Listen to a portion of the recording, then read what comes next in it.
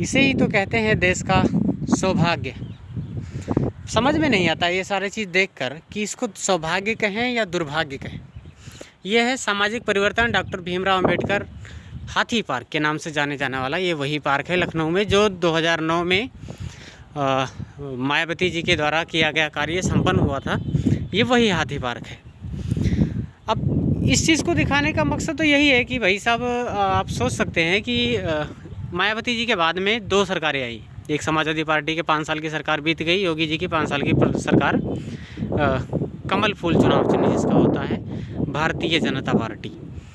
देश की सबसे मजबूत और सबसे सक्सेसफुल पार्टी के नाम से जाने जाने वाली भारतीय जनता पार्टी की 5 साल की सरकार बीत गई, लेकिन इसका रिपेयर भी नहीं हो पाया। हम इसमें किसी भी एक सरकार को दोषी नहीं ठहराना चाहते, लेकिन आपको दिखाना चाहते हैं कि इस फुहारे जो ये लगा हुआ है, ये टोटी जो आपको दिखाई दे रही है, ये पाइप जो दिखाई दे रहा है आपको, इस पाइप के माध्यम से पानी का फुहारा निकलता है आगे की तरफ। लोग देखने के लिए और भी आकर्षित होता है इस चीज़ को देखने के लिए, इसीलिए लोग यहाँ पर आता है। और आपको दिखा रहे हैं कि इसके अंदर और भी क्या है, और क्या है ये बहुत अच्छी तरह से आपको दिखाएंगे। आइए एक झलक इसकी तरफ। अब इसे क्या कहेंगे आप?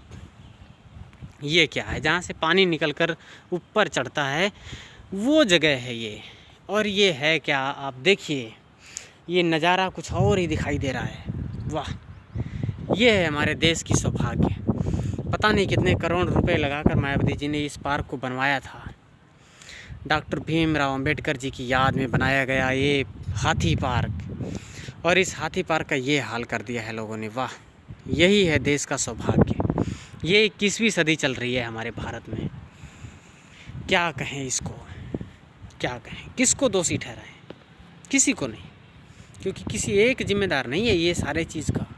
ये सारे चीज़ का जिम्मेदार तो पूरा सिस्टम है, और पूरे सिस्टम को दोषी ठहराना ही सही है।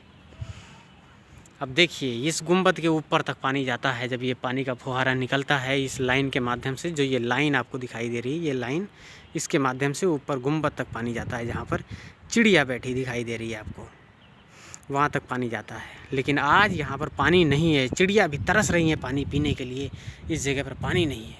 ये टोटी लगी हुई है, सूखा पड़ा है यहाँ पर, और सूखा इसीलिए पड़ा है क्योंकि यहाँ पर पानी ही नहीं डाला जाता है। आप सोच सकते हैं इतनी गर्मी में अगर यहाँ पर दोपहर के टाइम में इस तरह का सूखा पड़ा हुआ है तो क्या हाल रहता होगा ये कचरा भरा हुआ पार्क के अंदर। वाह, क्या सरकार है हमारे यहाँ की।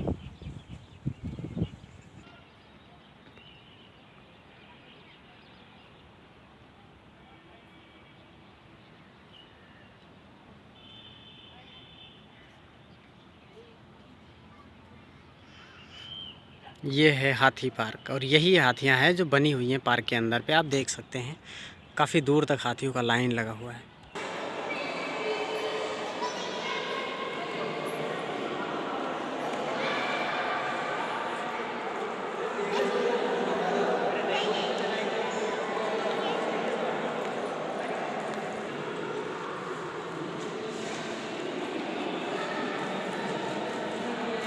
ये महान संत कबीर की प्रतिमा है। यह संत रविदास।